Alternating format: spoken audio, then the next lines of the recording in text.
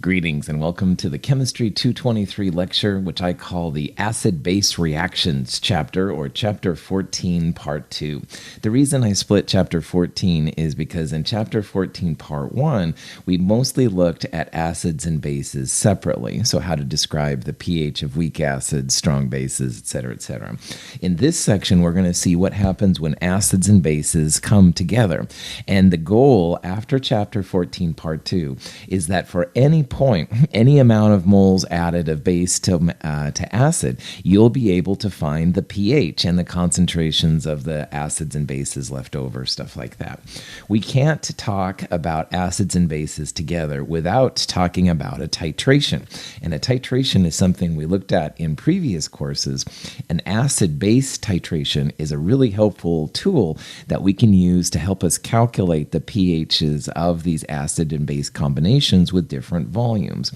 Along the way, we're also going to talk in this section about buffers, because buffers are actually a special case when you have a weak acid and its conjugate base, or a weak base and its conjugate acid together in the same solution. This is one of my favorite chapters of all the Chem 220 series, so I'm glad to have you here, and without further ado, let's get into it. In this section, we're going to talk a lot about titrations, and in the lab, titration is a really helpful analytical technique.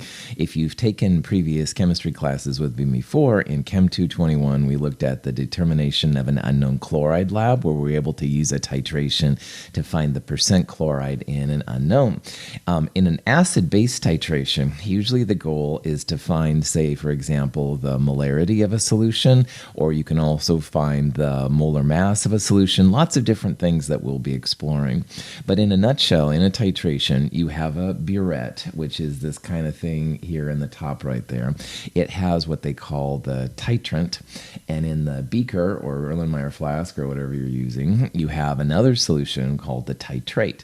So the titrant from the burette is being added to the titrate. And there's different regions in a titration, and the regions, honestly, are just mole-based.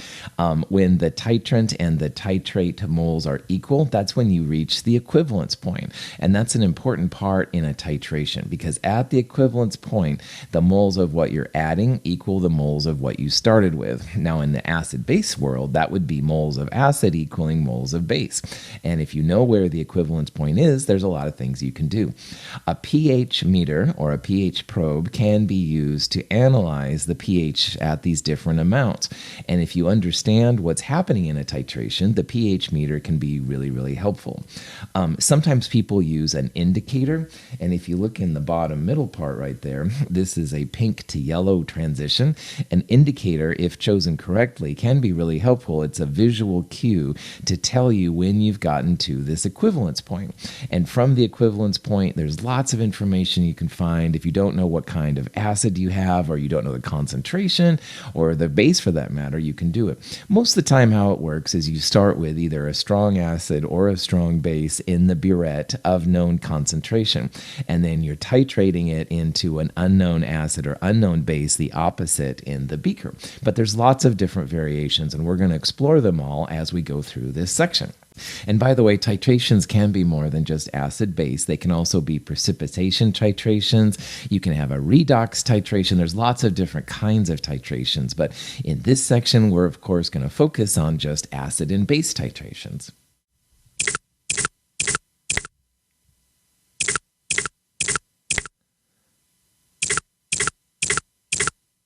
These three little animations show three possibilities when you're adding sodium hydroxide from the burette to an acetic acid solution.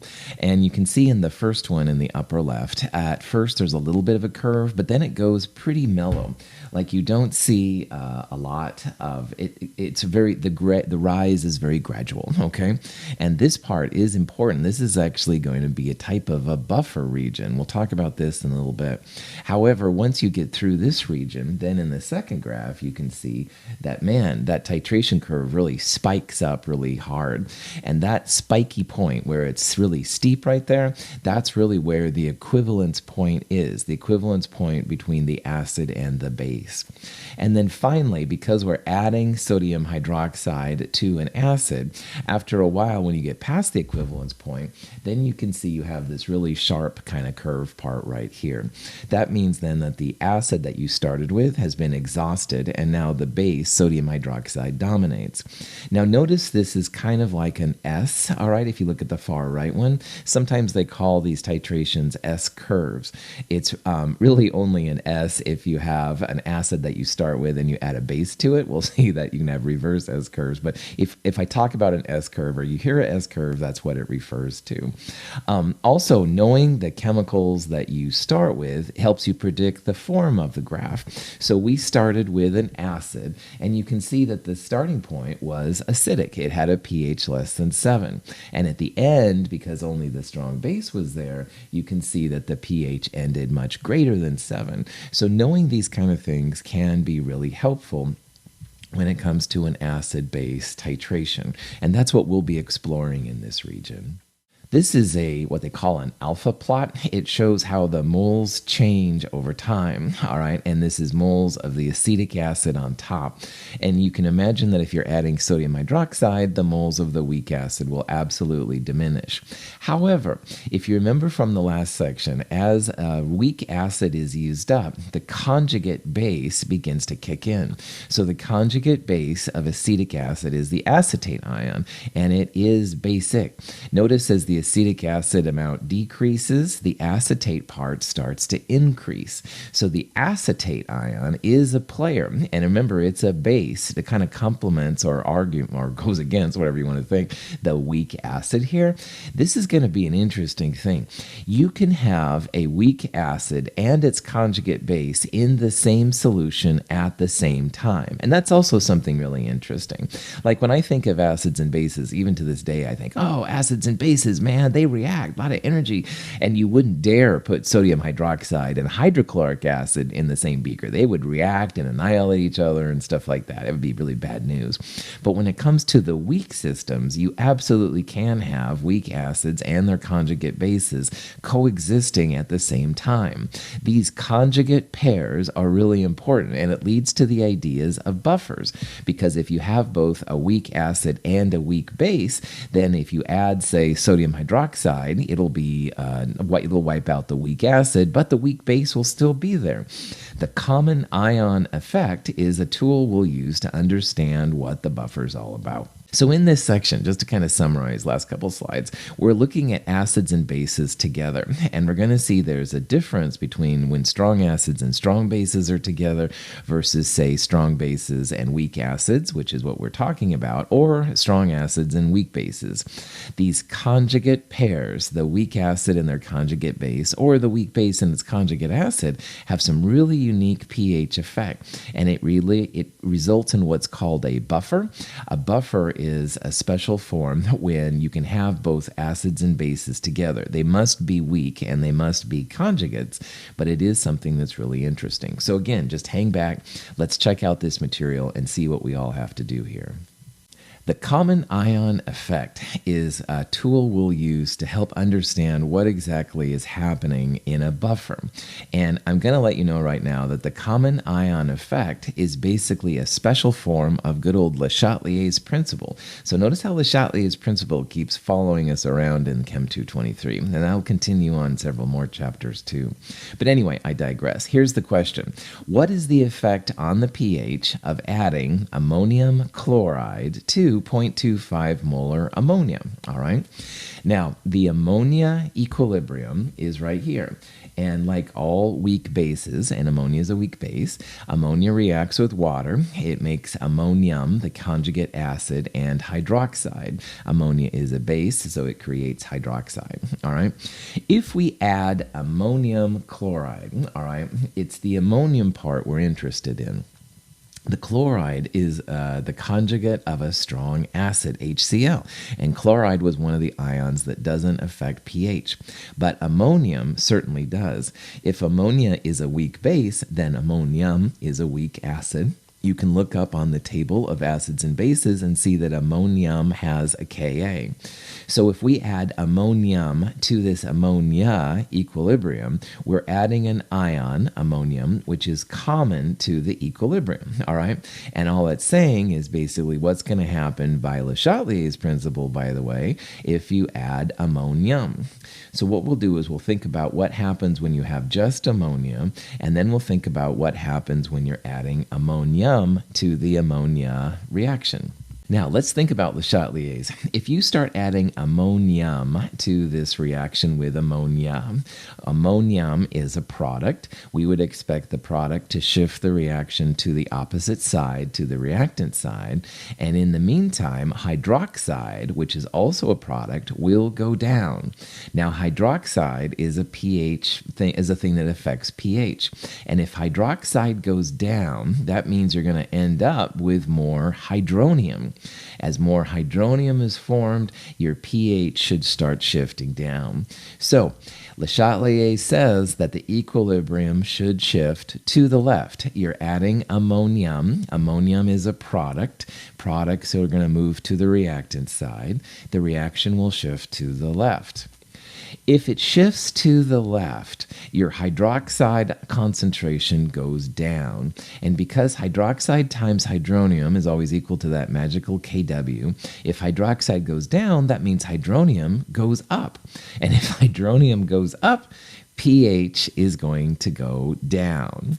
Now, that was kind of convoluted and might be a little weird, but here's another way to think about it. Ammonium is an acid, and if you add an acid to a solution, it'll become more acidic, so pH should go down just because you're adding an acid, and that's another cool way to think about this problem. So, ammonia by itself has some random pH. You start adding ammonium, an acid, and the pH should become more acidic. It'll go down. That's kind of the punchline here of what's going down. The common ion is just basically saying, all right, we're adding an ion common to an equilibrium, and what will be the effect of adding that ion? And in this case, because we're adding ammonium, it shifts to the left, hydroxide goes down, pH goes down as well. Kind of crazy. So there's multiple ways to think about common ion effect, and you just find the way that works best for you. Sodium acetate is added to an acetic acid solution. The pH of the solution will do what? Okay. Well, here's the punchline. You already have an acetic acid solution, all right? And that's fine. It has some pH. But you don't really care about that in this problem. You want to focus on what you're adding to the reaction. You're adding sodium acetate, okay? Well, acetate is the conjugate to acetic acid. And since acetic acid is an acid, automatically you know that acetate is a weak base. And that's what you need here. You're adding a base to the solution. And anytime you add a base, your pH should go up. So notice that I could care less about what you're adding it to. You're adding it to HCl, you're adding it to a blah, blah, blah, you're adding it to an unobtainium solution. I watched the Avatar movie the other day and they were trying to get unobtainium as a chemist. It was freaking me out. All right, Prophet, back on. But anyway, you're adding here an acetate. Acetate is a base.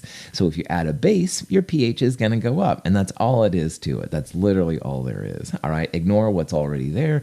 You add a base, your pH should go up. You add an acid, like on the ammonium earlier, your pH should go down. Back to this problem. Let's find the pH of the 0.25 molar ammonia first. All right, this is before we add any ammonium chloride. And this is a cool review from the stuff from the previous chapter.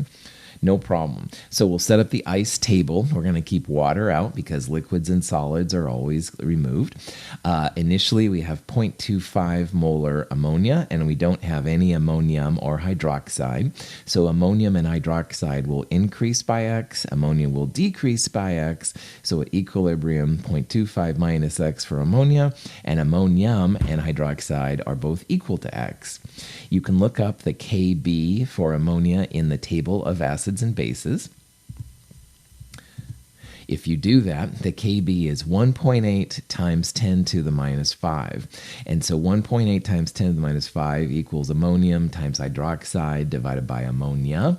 Ammonium and hydroxide were both x, so that's x squared. Ammonia 0.25 minus x. And this is one of those places where you can absolutely get out your TI calculator or get out the solve function on your calculator and solve this. This would be a quadratic, etc., etc. However, if you remember from last time, if 100 times k is less than c, you can ignore that little minus x. And 100 times k, 100 times 1.8 times 10 to the minus 5, would be 1.8 times 10 to the minus 3. And 0.25 would be 2.5 times 10 to the minus 1. That's a lot bigger than 1.8 times 10 to the minus 3. So we can absolutely ignore that little minus x. That means x squared equals Kb times Cb, the concentration of the base, or x equals square root Kb times Cb. So the hydroxide, which is what x is, square root Kb times Cb, square root 1.8 times 10 to the minus 5 times 0.25, that comes out to be 0.0021 moles per liter. From there, you can find pOH minus log of 0.0021 is 2.67, and then pH would be 14 minus 2.67, 11.33. This is the pH of the ammonia solution without the ammonium, and you can check yourself. The pH is larger than 7. It's basic. That's good. Ammonia is a base. Now, again, from last time, I'm going to advertise. If you want to do one-stop shopping, you can also find the pH using the weak base expression, 14 plus log square root Kb times Cb. And you don't have to go through all these different results. And as long as 100 times K is less than C, which it is, you're totally good to go. So this is how to find, again, as a reminder, the pH of the weak base. In this problem, we still have the 0.25 molar ammonia, but now we have 0.10 molar ammonium chloride, all right?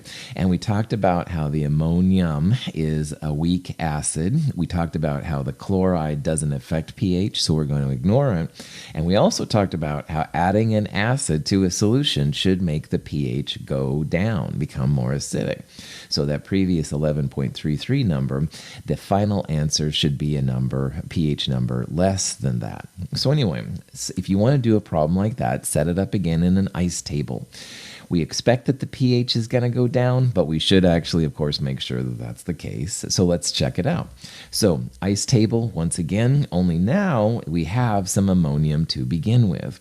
Now, 0.25 molar ammonia and 0.10 molar ammonium, and we don't have any hydroxide. Now, in an equilibrium, you must have some of everything, and that includes hydroxide. You can't have minus X if it's at 0, for example. So we must have plus X for both ammonium and hydroxide. Equilibrium means you have all species present in some form. So ammonia is still going to be minus X. Ammonium and hydroxide will still be plus X, but now at equilibrium you can see 0.25 minus X for ammonia, ammonium 0.1 plus X, and X would be just the value of hydroxide. We can set this all again equal to the Kb for ammonia, because this is the Kb expression for ammonia, 1.8 times 10 to the minus 5. You can see we have X for hydroxide still, but for ammonium now we have 0.10 minus X, and for ammonia we have 0.25 minus X. Now this expression is also a quadratic formula, and if you want to get out your solve function and solve for it, that's fantastic. You can absolutely do it. However, remember that 100 times K is certainly less than either of the C's. It's supposed to be the Cb, the concentration of the base, which is 0.25, and we saw that counted. However, in this case, we're even more justified in saying that, boy, that little X there isn't going to mean anything, because X was hydroxide, and we predicted that by adding ammonium, a weak acid, it's going to move the reaction by Le Chatelier's principle to the reactant side, to the ammonia side. And in the process, it's going to take hydroxide. And hydroxide is the X. So X was already small. It was 0.0021. And that's much smaller than 0.10 and 0.25. And now in this problem, we predict X is going to be even smaller. So this is going to sound maybe a little bit cheesy. However, you can actually ignore both the plus X and the minus X in these problems, because if you take 0.10 and add a number smaller than 0.0021, it's still going to be 0.1. And the same thing, 0.25 minus a number smaller than 0.0021, it's still going to be 0.25. Significant figures here are actually your friend. They're making your math life easier. And I know in Chem 221 you thought, boy, this is never going to happen, but really it is possible, because you have to cut these numbers off at the hundredths spot, point XX, the second decimal to the right, number to the right of the decimal. It doesn't make any difference. So you are absolutely justified in canceling both the plus X and the minus X. Well, if you do that, then you get X, the hydroxide, equals Kb, which is the 1.8 times 10 to the minus 5, times the concentration of ammonia divided by the concentration of the ammonium. So 0.25 divided by 0.1 times Kb, that's how we're going to solve for the hydroxide. And hydroxide here then, the X comes out to be 4.5 times 10 to the minus 5. And let's have a quick reality check. Earlier I said that 0.10 plus the X was going to be 0.10 by sig figs. Lo and behold, 0.10 plus that really small number is still 0.10. Cutting it off at the hundredths, it stays 0.10. And the same thing for 0.25 minus X. It's still 0.25. So there was no reason to add in the plus X or the minus X in this problem. X is 4.5 times 10 to the minus 5 moles per liter. And from there, we can turn this into pOH minus log of hydroxide, 4.35. pH is 14 minus pOH, so 14 minus 4.35, 9.65.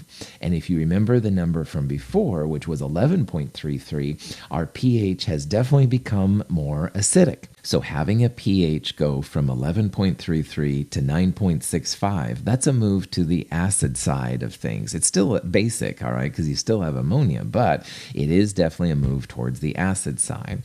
So we can use here to justify this, the common ion effect. We added ammonium, the reaction shifted to the left, hydroxide went down, hydronium went up, and pH went down, which is what we saw.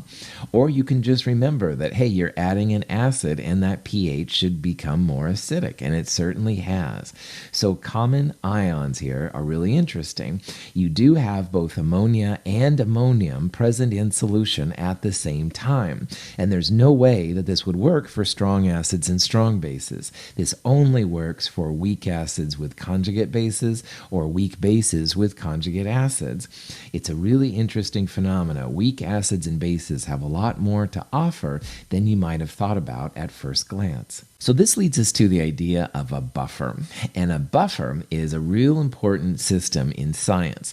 It is used a lot in chemistry, but arguably, I would argue that biology and medicine uses this even more. A buffer is just a solution that resists changes to the pH of a solution, all right? And if you want to have a solution which is not affected by pH, at least not as much, you want to use a buffer. And buffers are really just a special case of this common ion effect we talked about earlier.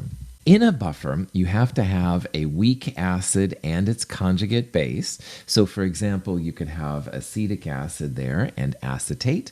You could have dihydrogen phosphate and hydrogen phosphate. Remember, the acid always has more hydrogen than the base, if you're uncertain, by the way. You can also have, though, a weak base and its conjugate acid. So the ammonium example we looked at earlier would be a great example of this. As we go into buffers, I want to make a small advertisement for a handout, which I think will be really helpful to you. And that handout is called the Buffers and Henderson-Hasselbalch Guide. I'll talk about Henderson-Hasselbalch here in a little bit, but this guide talks a lot more detail about how buffers work and how you can quickly calculate the pH of a buffer or the pH upon adding acids and bases. So keep that handout in the back of your mind. This question says, which combination would be an ideal buffer solution? Okay, so in a buffer, you must have a weak acid and its conjugate base or a weak base and its conjugate acid. Every time you see a strong acid or a strong base, you should disqualify that solution immediately. And if you look at these, there's a lot of them. HNO3, strong acid, pull it. HCl and KOH, strong acid, strong base, pull that one out. So it's going to be either C, D, or possibly E. I'll let you know it's not E, by the way. But anyway, we have to figure out a buffer system where you have a weak acid and its conjugate base. If you look at answer D, ammonia is certainly a weak base, absolutely. But that CH3NH3Cl thing, that certainly is not a base, or that's not a conjugate base specifically of NH3. Remember, conjugates are related by H plus or minus. So NH3 plus H plus would be NH4 plus, and that CH3NH3Cl thing, that certainly is not the buffer. So that's not going to be the conjugate base for ammonia. That's going to be something else. C at first doesn't maybe look like it's a conjugate system, but this first compound, CH3CO2H, that's acetic acid. That's the HOAC thing I keep writing in lectures. And the conjugate base of acetic acid would be everything I just underlined without the H plus. So that would be CH3CO2 minus 1. And this thing over here on the right, the other species, it has a sodium ion. Sodium is positive 1. And a lot of times the things which are negative ions, they'll be complexed with a sodium or potassium ion. So if you would take the Na plus off, you would end up with CH3CO2 minus 1. That's the acetate ion, and that is the conjugate of acetic acid. So the only one up there that's valid for a buffer would be answer C. And I put that up there because you can see that with the sodium, it didn't really look like it was a conjugate, but it is. To add an acetate source to solution, you need to complex it with an ion. So you can measure out sodium acetate, and when you measure it out and put it in water, the sodium goes its own way. It's a spectator ion. You then have the acetate to complement acetic acid. Don't worry about the concentrations, the moles per liter right now. In this problem, we just want to see which one is possibly a buffer, and you must have a weak acid and its conjugate base, or a weak base and its conjugate acid. Buffers have a lot of uses, not only on an industrial scale, but also on a biological or medical version. And this is a really important example because we're all using it right now as we watch or I'm making this video. Blood is actually buffered against strong pH changes. And that's really good. If you want to have a functioning organism, i.e. you want to live, you want to have a blood system which isn't just going to spike and go crazy if you accidentally add a little heavy acid or heavy base for that matter. And so this carbonic acid buffer system, and carbonic acid is H2CO3, is really something that's really helpful. Carbon dioxide and water are in equilibrium with a carbonic acid solution. And carbonic acid itself then, which has an acid, it's a diprotic acid because it has two acidic H pluses. Anyway, the first one especially comes off pretty readily. And that hydrogen carbonate then does lots of things. And there's a bicarbonate reserve you'll talk about in biology, which is really cool. We're going to see that having a buffered system in our bodies is going to be really important. If you exhale CO2, you're getting rid of the acid. If CO2 starts going away, if it exhales out, then the equilibrium shifts to the left. Carbonic acid begins to turn into more CO2 and water. If you have less acid, the pH is going to go up, all right? This is another example, common ion. So you exhale a lot of CO2, you're going to have the carbonic acid shift to the CO2 in water, so less acid means it's going to become more basic. Your pH will go up and down a little bit in your blood, a little bit, and that's natural. Again, you'll learn a lot more about this in biology. I'm way over my lines. I love buffers, and I can talk about buffers forever, but the practical things I am not as good at. The Lame Instructor Confessions 101. The pH of a beaker of ordinary tap water is 6.29, slightly acidic because small amounts of carbon dioxide are dissolved in it. When we add a 0.1 molar solution of hydrochloric acid to the beaker, the water shows a large change in pH. Water is not a buffered solution. In this example, we're adding hydrochloric acid to pure water. And notice the pH change. All right, in the little pH probe there, it went from a number which was around 7 down to 1.8. All right, and that wasn't actually a lot of hydrochloric acid that was added, but you can see the effect on the pH. HCl, a strong acid, will dominate the landscape. Sodium hydroxide, strong bases, would do the same. But anyway, HCl, a strong acid added to water, creates a huge pH change. Now we're going to look at the same example of hydrochloric acid, but when it's added to a buffer. In the beaker is a mixture of dissolved dihydrogen phosphate ion and its conjugate base, hydrogen phosphate ion. The solution has a pH of 6.92. We add 10 milliliters of a 0.1 molar solution of hydrochloric acid, which causes only a small decrease in pH to 6.72. The solution is said to be buffered by the conjugate pair. This phosphate buffer system is found in the kidneys and helps to regulate blood pH. We talked about the buffer system in the blood. This is actually a buffer system that's used in the kidneys. It's a dihydrogen phosphate, hydrogen phosphate buffer system. But anyway, the important part here, we added the same amount of HCl to the buffer as we added to the pure water earlier. And the pure water just dropped really fast down to a super low pH because it's a strong acid. If you add the same amount of acid to this buffer system, it went from 6.92 to 6.72. That's just a drop of 0.2 pH units, and that's a lot smaller of a drop than the 4 or so pH units, 5 or whatever it dropped from before. This is the effect of buffers. They resist changes to pH. And again, in our blood and in our kidneys and stuff like that, these are really important because once in a while, if a strong acid or a strong base comes through, you don't want the whole system to shut down. Buffers help protect us, which is a pretty cool thing. Let's consider the acetic acid acetate buffer system to see how they work, all right? So we're going to think about acetic acid and acetate. They're conjugates of each other. Now, the weak acid in the buffer will consume the strong base. So anytime you have a strong base come in, the weak acid, which in this case is acetic acid, will attack it, and they'll wipe each other out a little bit. Well, how much? Okay, let's think about the acetate Kb expression. Now, anytime you have Kb, you have a weak base, in this case acetate. It'll react with water, and the products will be the conjugate acid and hydroxide. This is a Kb because hydroxide is being created, stuff like that. So this is what we talked about in the last section. But what we want to know here is what happens when acetic acid and a strong base hydroxide comes together. And if you remember something we did in the last chapter, we can reverse this reaction. We can write it as acetic acid plus hydroxide, making acetate and water. And when you reverse a reaction, you flip the sign of K, you take the inverse of it. So 1 over the Kb, 1.8 times 10 to the minus 9. Now, why this is kind of cool is because if you have a buffer system where you have both acetate and acetic acid present, if acetic acid sees a strong base, which is what hydroxide is, they'll react very readily to form base, acetate, and water.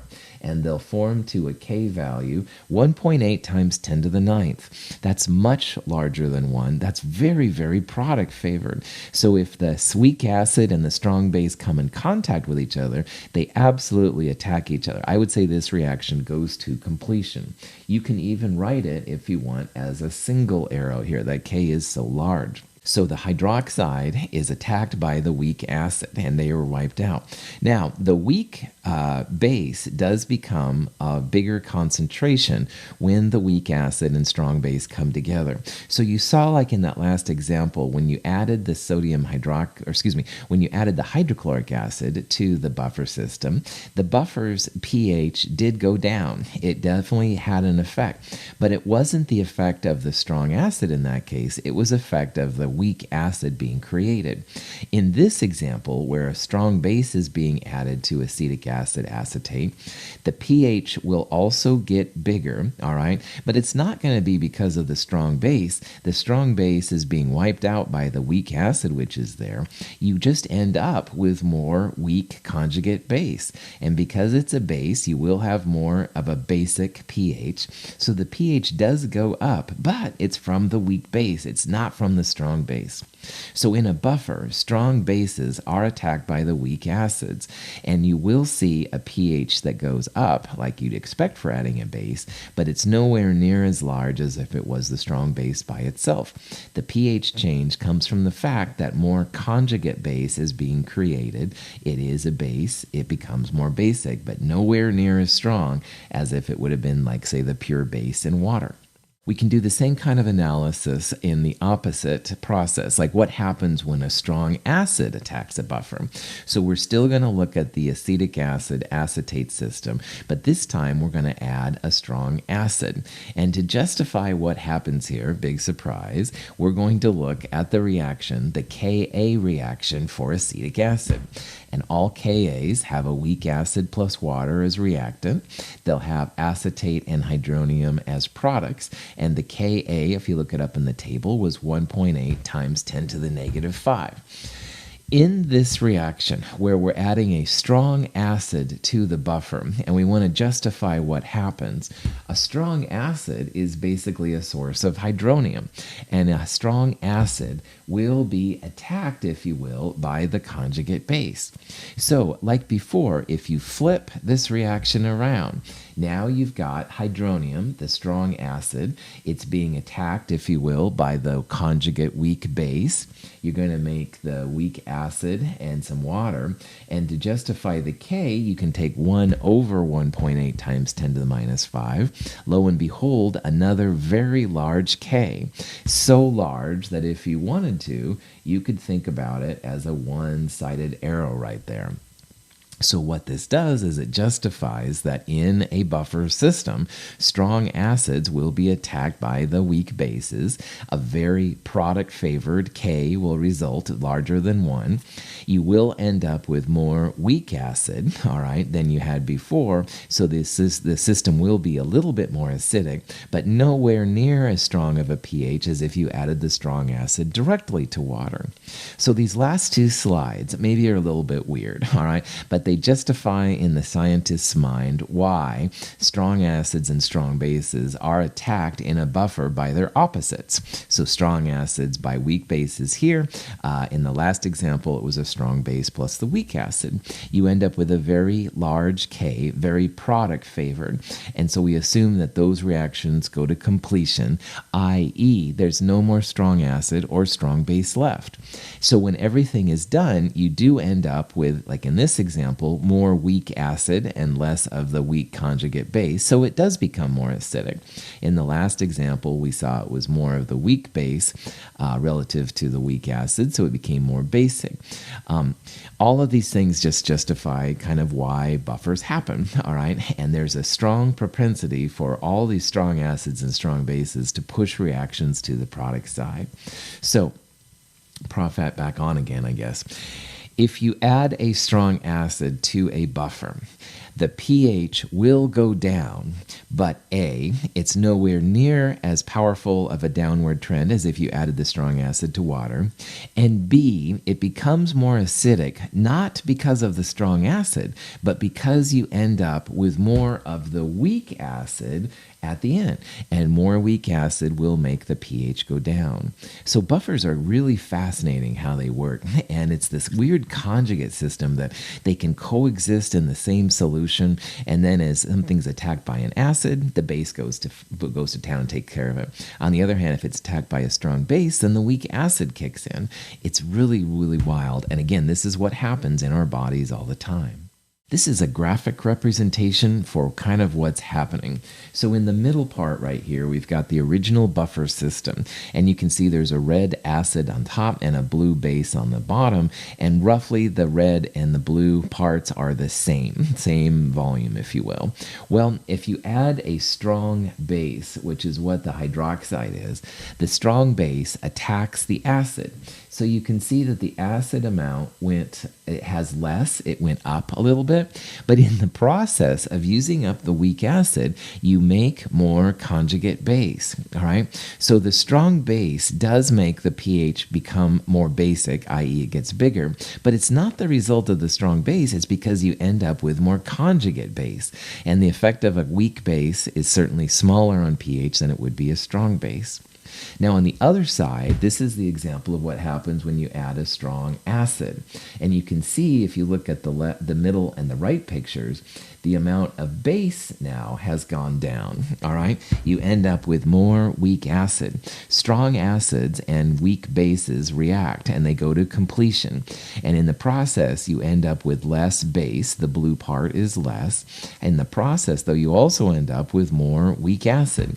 So, to summarize that part, adding a strong acid, your pH does go down, but it's not because of the strong acid, it's because you end up with more weak acid. And that's kind of a neat thing about buffers. Here's a question. What is the pH of a buffer system that has acetic acid concentration equal to 0.700 moles per liter and an acetate concentration equal to 0.600 moles per liter? And we'll use the acetic acid Ka expression. Acetic acid is HOAC plus water. That makes acetate and hydronium. It's a Ka, so it has to make hydronium. If you look up the Ka for acetic acid, 1.8 times 10 to the minus 5. Like before, set up an ice table, all right? Initially, the acetic acid is 0.700, the acetate 0.600. We don't have any hydronium, so hydronium starts at 0. And like I said, in an equilibrium, you must have some of all species. So hydronium will go up by X as well as acetate, and acetic acid will go down by minus X. So at equilibrium, 0.700 minus X, acetate 0.600 plus X, hydronium equal to X. You can probably imagine that I'm going to do the 100 times K less than C comparison, because that's how I roll, I know. 100 times K, Ka, would be 1.8 times 10 to the minus 3. That number is certainly smaller than 0.700 and 0.600. Even though initially we could have 0.600 plus X and 0.700 minus X, I'm going to just automatically kick both of those X's out, all right? So we end up with 1.8 times 10 to the minus 5 Ka equals hydronium, which is like X, times 0.600 divided by 0.700, all right? And we'll solve here in a little bit for the hydronium. Hydronium then, 1.8 times 10 to the minus 5 times 0.7 divided by 0.600. That comes out to be 2.1 times 10 to the minus 5 moles per liter. And hydronium you can turn into pH. pH is minus log of hydronium, minus log 2.1 times 10 to the minus 5, 4.68. Okay, so again, this is a acidic buffer. It's a pH less than 7. That's cool. We have more acetic acid than we have acetate, so it makes sense it would be a little bit acidic. Cool. However, notice that the expression we used earlier was hydronium equals the concentration of the acid divided by the concentration of the base times Ka. Ka, we saw, equaled hydronium times the base divided by the acid, so I'm rewriting it here in this kind of special way. And because the little x was small, you can literally think about just the original concentrations of the acid and the base. You don't have to worry about the little minus x or plus x. Well, people looked at this expression and they rewrote it a little bit as hydronium equals acid over base times Ka, and that's totally fine. You can also have a similar expression with a Kb, and in that version, you'd have hydroxide equals the base concentration divided by conjugate acid times Kb. So either one of these expressions work really well, but if you want to find quickly the pH or pOH, if you will, of these solutions, this is a nice way to do it. And again, 100 times K must be less than the C's. If you don't have that, then you should go through the quadratic formula, get out the solve button, all that kind of stuff. If you look at these expressions carefully, hydronium on the left or hydroxide on the right, there's kind of like two components that affects how much acid or base is present, all right? If you look at hydronium, it's the ratio of the acid to the base, all right? And ratios are kind of fun, we're going to see here in a little bit. That's one thing that affects the amount of acid. More acid relative to base, more hydronium, all right? Less acid, then you'd have less hydronium. But the other part is the Ka. And we talked about how as Ka goes up, the strength of the acid goes up. That's what this is saying too. The Ka gets bigger, you end up with more hydronium. For hydroxide, it's a similar kind of thing. Hydroxide depends on the ratio of base to acid as well as the Kb. So there's two factors that affect the pH, if you will, of a buffer. In terms of hydronium, it would be the acid to base ratio. That's one thing. And the Ka would be the other, and you can do it from the other ones if you prefer. So people realized that you could kind of rearrange this for a more useful version of this equation. And the two people that came together and figured this out, their names were Henderson and Hasselbalch. If you take the negative log of both sides of this equation, well, minus log of hydronium is pH. Now, minus log of all of this stuff, you can break up into minus log acid over base plus, if you will, minus log of Ka. This is what you can do with logarithms, and this is what people like doing. Well, minus log of Ka is pKa, and then you have minus log the acid over the base. And a lot of times people don't like using negatives, I think, in science and math. I don't know why. It's just an observation I made. It's hardly dogma. However, if you flip a logarithm numerator and denominator, you can change it to a positive. So pH equals pKa plus log base over acid is an equation we're going to use quite a bit. And again, if you flip base and acid, acid and base, you can change the sign. So that's what happened. This thing right here is called the Henderson-Hasselbalch equation, and it's one of my favorite equations of all of chemistry. Woohoo! I know I need to get a life and get out and smell the air or whatever, but Henderson-Hasselbalch has a lot of really cool uses. The main use for Henderson-Hasselbalch is for buffers, all right? Because you can use this expression to calculate the pH of a buffer. pH, the pH of a buffer, equals the pKa, and remember pKa is just minus log Ka, plus the log of the ratio of the base to the acid. It's an awesome expression because you can start, if you want to pick the buffer at a right pH, first of all, start by finding a pKa, which is close to the pH you want, and then you can fine-tune the ratio of base to the acid. If you need your solution to be a little bit more basic, you add a little extra base. If you need it to be a little bit more acidic, you add a little bit more acid relative to base. This is going to be an equation we're going to look at a lot in this chapter. I'll let you know, I'm known as the HH equation guy on the Mount Hood campus. I kind of babble about it a lot. You really don't have to use Henderson-Hasselbalch equation if you don't want to. There are other equations to get around it. However, I'm going to try my hardest to share why it is so useful and so important when you're dealing with buffers and then later even titrations. In the Henderson-Hasselbalch equation, the concentrations of the acid and bases aren't necessarily so important because it's a ratio. You can have in that ratio moles per liter over moles per liter, or you can have moles of base divided by moles of acid. It's the same container that you're holding the buffer, so the volume should be a constant, so you can get rid of the constant and think about it as moles over moles. Now, this is really cool because all of the ice tables we've done, all the ice tables are based on moles per liter concentrations. But with the Henderson-Hasselbalch, you can actually just use moles over moles. So you have a choice. You can use molarity over molarity or moles over moles. Either way, it's up to you.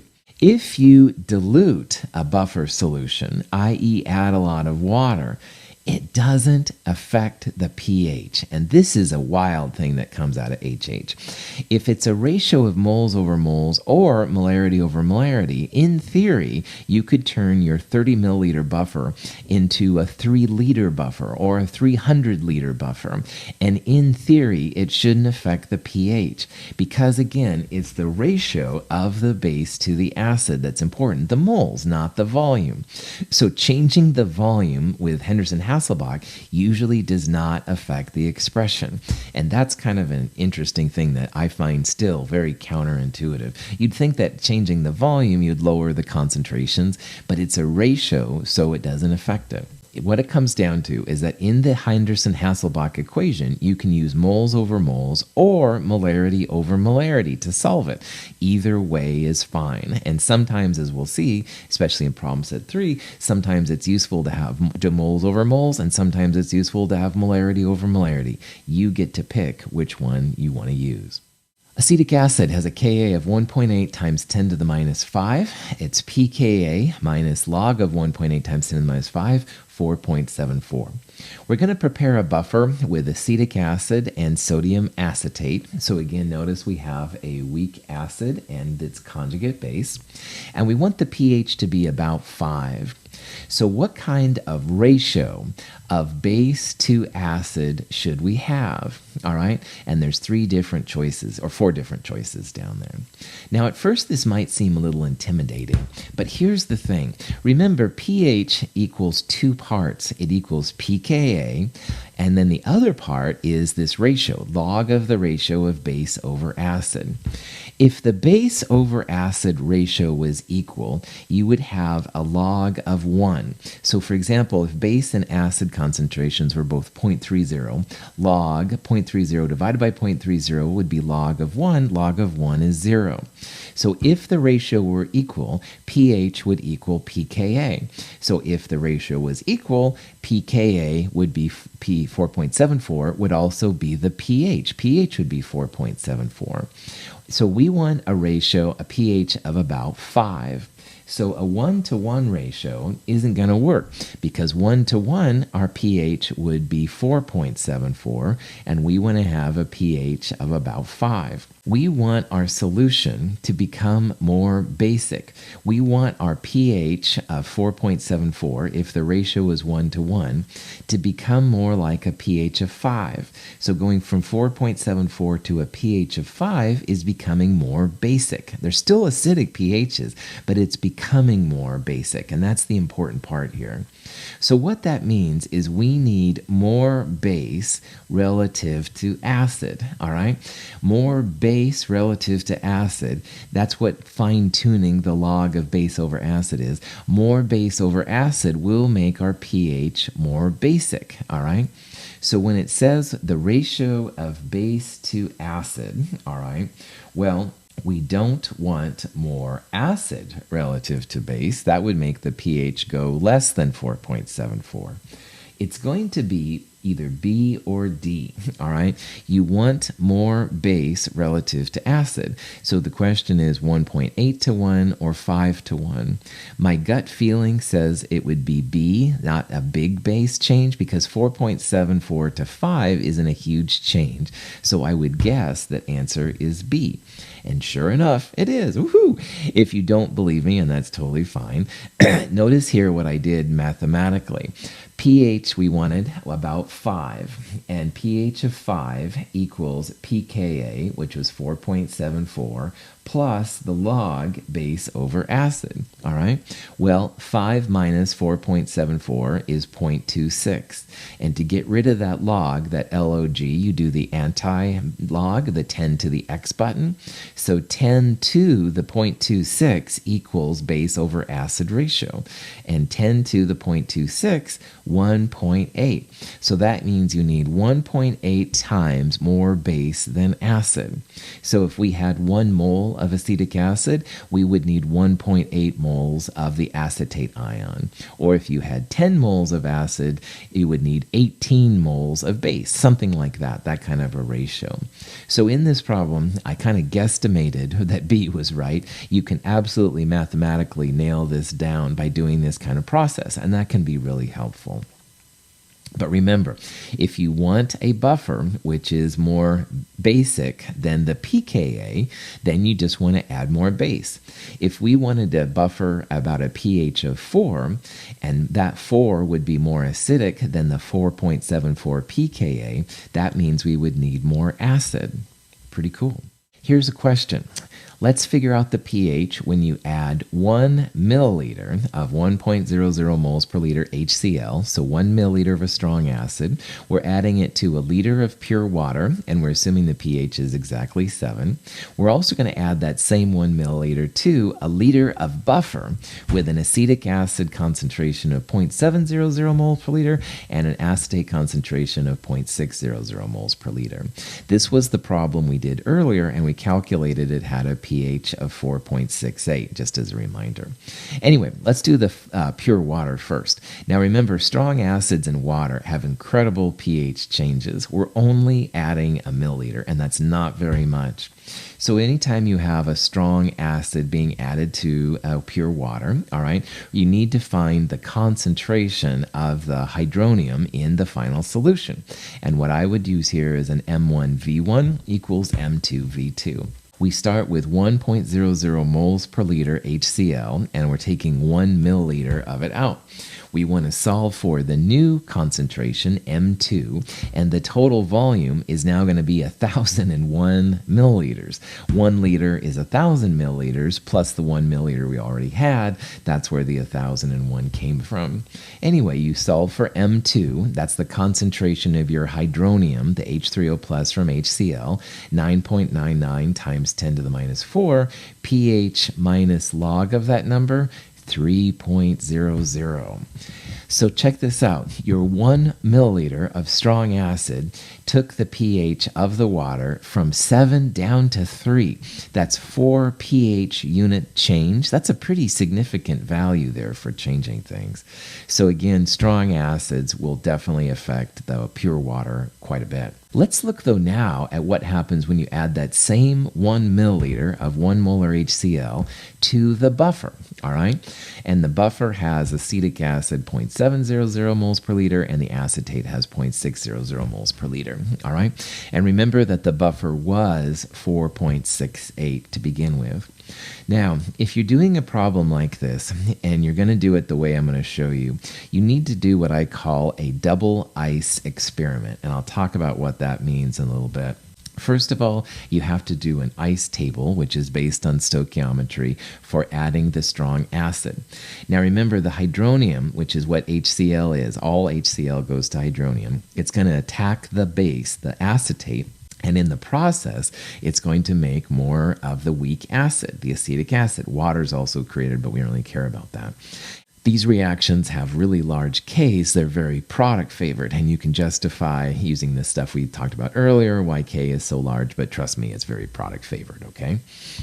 So the first ice of the double ice is an ice table, all right? And you want to have hydronium, acetate, and acetic acid. In the first ice table, hydronium is a hunter-killer, and it's going to wipe out whatever is around it. So the moles per liter, which we calculated earlier, was that 9.99 times 10 to the minus 4 number. It's going to wipe itself out. It's going to all be used up. And in the process, it attacks the base, all right? So the base goes down as you add the strong acid to it. And so you have less base at the end. But as much as the base went down, the weak acid will go up. So you can see here that the acetic acid actually goes up to 0.701 while the base goes down to 0.599. There's no more strong acid left at this point, and now we have new concentrations of the base and the weak acid that goes along with it. So this is what I call the first ice of the double ice table. You just want to figure out the result of having a strong acid or a strong base attack a buffer. Strong acids attack the base, like here, and they make more weak acid. If you had a strong base, you would have the weak acid go down, and the weak conjugate base would increase a little bit. Anyway, this is the first ice. We're now going to need to calculate the pH of the new buffer system because we have new concentrations. So the second ice table is going to go back to the acetic acid Ka expression. The second ice table will look like the other ice tables we did earlier. You're going to have a minus X because the hydronium has to be made. Acetate will go up by X and stuff like that. So again, notice that in this double ice thing, which I'll talk about once in a while, the first ice is just dealing with the strong acid or the strong base. The second ice, which is what we're dealing with right now, is just a way to calculate hydronium from the new concentrations of the buffer substituents. Using those values at equilibrium, you can set them equal to Ka. Yes, 100 times Ka, which is 1.8 times 10 to the minus 5. I happen to have it memorized. I know I'm a dork, but anyway, 100 times K is certainly less than C, the 0.7 or 0.59 numbers. So you can ignore those little minus X. This also says, hey, before we had the HCl, the hydronium was only 2.1 times 10 to the minus 5. That's from the problem we did earlier. So again, adding that number to 0.701 or 0.599 or subtracting it, it makes no difference. Again, by sig figs, you have to cut them off a lot faster than that. So ignore the plus X, ignore the minus X. You end up with H3O plus, the hydronium, equals acid over base times Ka, the acid 0.701, the base 0.599, and the Ka for acetic acid, like I said, 1.8 times 10 to the minus 5. So when you plug this in, the hydronium concentration comes out to be 2.1 times 10 to the minus 5. And pH minus log of that number, 4.68. But guess what? That's the number we had earlier when we didn't have any HCl. So what this means is that adding HCl to this buffer didn't change the pH at all. It did make the acetic acid concentration go up a little bit and the base concentration go down a little bit. But the overall change in the acid to base was still pretty constant relative to it was. No change in pH. So buffers are really good at resisting changes to pH. And remember, this 1 milliliter of HCl made the pH go down about 4 units to pure water. So this isn't like a small amount of acid per se, but with this buffer, nothing happened. Buffers are cool. I recommend when you add strong acids or strong bases to buffers that you use another version of the Henderson-Hasselbalch equation. So I want to show you an alternative way to get around double ice problems like we just went through. In the handout for Henderson-Hasselbalch and buffers, there's an expression which looks like this, where it says pH equals pKa plus log. Now remember that the base over acid in the HH equation can be moles or moles per liter. In this version, you must use moles, but if you use moles of base over moles of acid, well, the moles of strong acid will attack the base, but as much as they lower the base, they will also raise the weak acid. So you can see here what's happening. The strong acid is lowering the base and it's increasing the weak acid, which is kind of cool. Anyway, pH equals, or pKa, minus log of Ka, 4.74.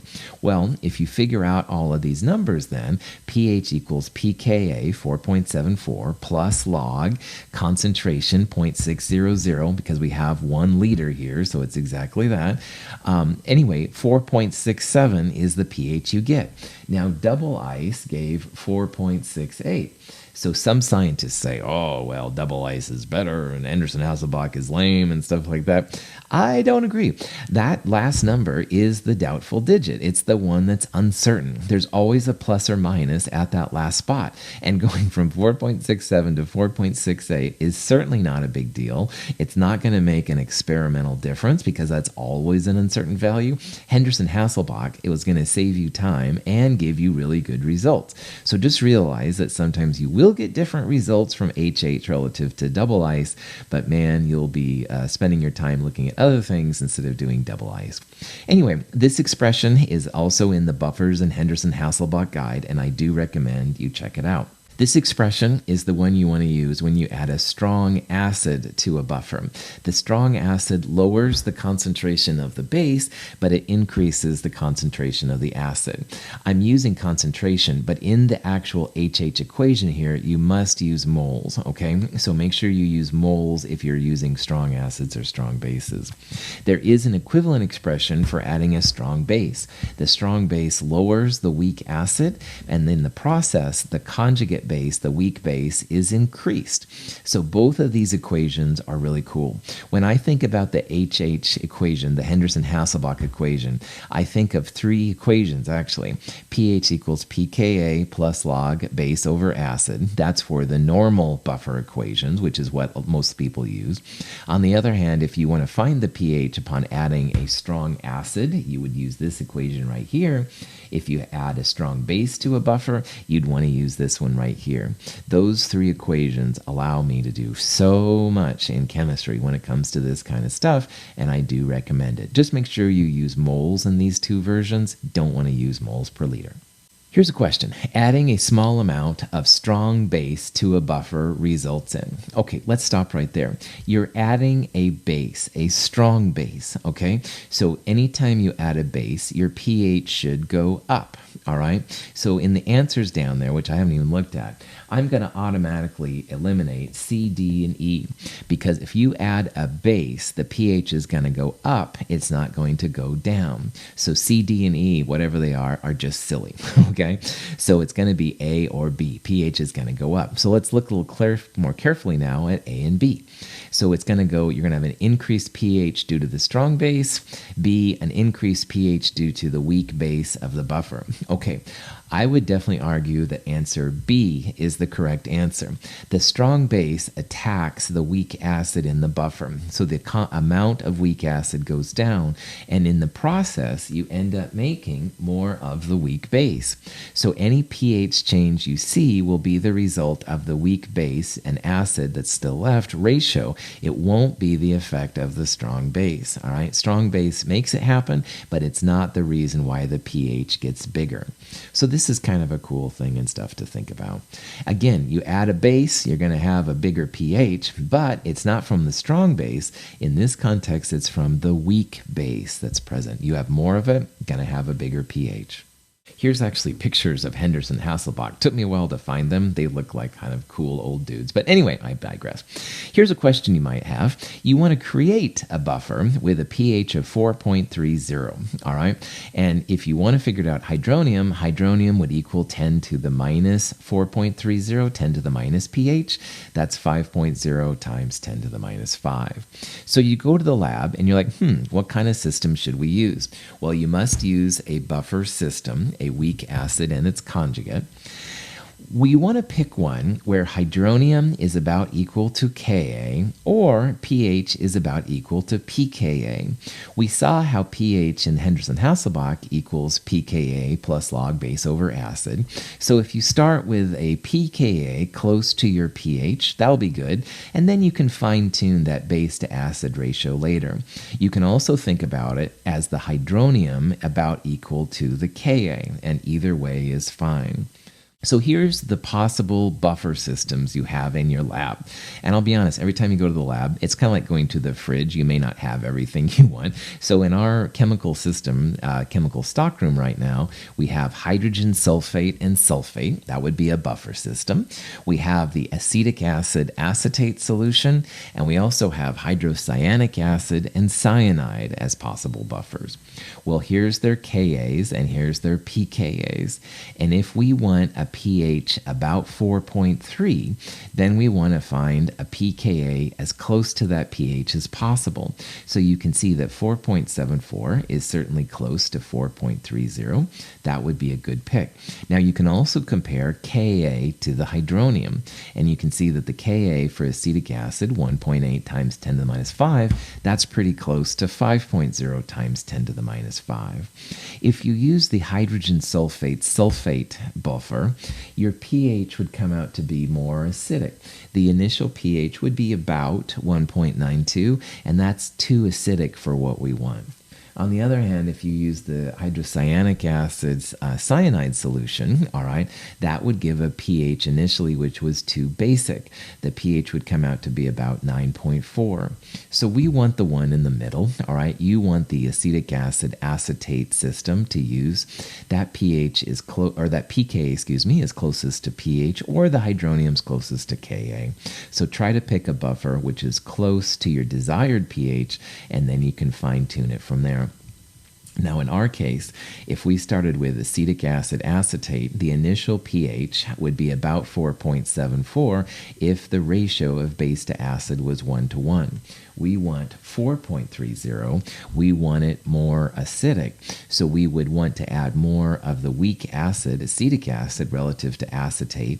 That would make our 4.74 number get closer to 4.3. Let's go back to that thing. We want to create a buffer system, again at pH of 4.30 or hydronium 5.0 times 10 to the minus 5 using acetic acid and acetate. Equal moles of acetic acid and base would again create a pH of 4.74. That's what the pKa is for. So if we want to find the ratio of acid to base needed to get the ratio to the buffer pH to 4.30, we can absolutely use the Henderson-Hasselbalch again. So Ka equals hydronium times acetate divided by acetic acid. If you rearrange that, hydronium is going to be 5.0 times 10 to the minus 5 equals acetic acid divided by acetate times 1.8 times 10 to the minus 5. So what we're trying to do here is we want to solve for the ratio of the acetic acid to the acetate. So if you take 5.0 times 10 to the minus 5, divide it by 1.8 times 10 to the minus 5, you're going to get a ratio 2.8 to 1. And 2.8 to 1 is the amount of acid you need relative to the amount of base to make the pH go to 4.30. So if you have 2.8 moles of acetic acid for every 1 mole of acetate, you're going to end up with a pH which is close to 4.30. You could have also done this with the Henderson-Hasselbalch equation, pH equals pKa plus log base or acid. You would have solved for the base over acid ratio, and you should come up with 2.8 that way as well. On the last slide, we saw that the ratio had to be 2.8 moles of acid for every 1 mole of base. So if we had, say, 0.10 moles of sodium acetate, we would need 2.8 times that number, or 0.28 moles of acetic acid, and that would give us our desired 4.30 pH. This is the way you do it with the Henderson-Hasselbalch, and again, either way you want to do it is totally fine. But you can see in this example, pH desired 4.3, pKa 4.74. We solved for log of conjugate base over acid. That came out to be a ratio of 2.8, and again, either way is totally fine. In Henderson-Hasselbalch, it's initially base over acid, so if you flip it, you can put it on the other side to make it acid and base. Here's another kind of problem you might run into. Let's say you had 8.4 grams of sodium hydrogen carbonate mixed with 16.0 grams of sodium carbonate. Now, if you pull off the sodium ions, all right, you can see that hydrogen carbonate has more hydrogens than carbonate does. So hydrogen carbonate here is the acid, and the carbonate there is the base. And again, we ignored the sodium. Sodiums are just spectator ions. And the question here, what is the pH of this solution? And there's several different ways to solve it. To prepare our buffer solution, we first weigh our conjugate pair, 16.0 grams of sodium carbonate, the weak base, and 8.4 grams of sodium bicarbonate, the weak acid. We dissolve these solids in 100 milliliters of water. The final buffer solution has a volume of about 120 milliliters and a pH of 10.5. This is a good problem to try on your own, all right? And what I would do in this problem is I would use Henderson-Hasselbalch, pH equals pKa plus log base over acid. You'd have to look up the Ka for hydrogen carbonate from the table and turn that into a pKa. You'd also have to turn both of those gram amounts up there into moles. And when you turn grams into moles, by the way, you should put the sodiums back in, all right? Don't cross them out like I did. Yes, so make sure you use sodium hydrogen carbonate and sodium carbonate. Don't exclude the sodiums. But anyway, you'll get the ratio moles of base over acid. pH equals pK plus log base over acid. You should get 10.50. Try it out. If you don't get it, email me your work and I'll see if I can help you to figure out how to get this answer.